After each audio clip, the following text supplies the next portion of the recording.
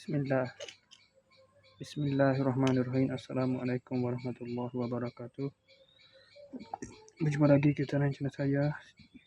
Hari ini hari Isnin 22 hari bulan September 2025 Masehi bersamaan dengan 20 nilai Rabiul Awal 1447 Hijriah. Okey. Hari ni panjang ni saya tak buat apa.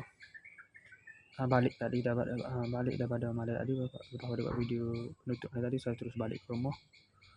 Tidur tu awal sikit pada skala dah pada pukul 12. 12.40 tidur. Bangun 6.40 minit pagi.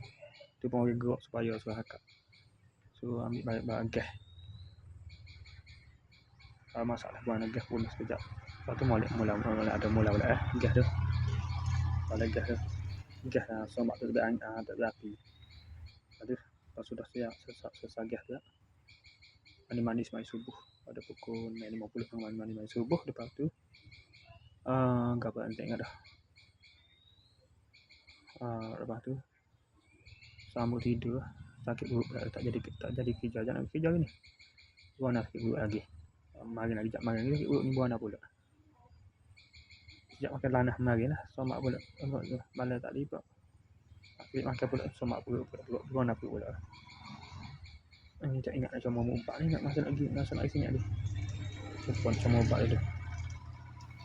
Ni buana pula suara. Ada rasa lagi lah. Buana pula. Kamu perut jadi tak ada angin buana. Kalau buang ni boleh gas sikit. Lepas tu panjang ni tu.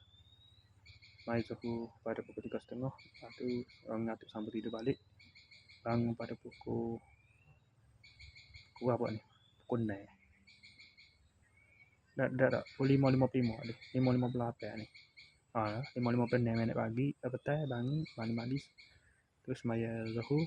Terus maya asar. Terus mai ke sini. Lepas tu lepas ni terus buat video ni lah.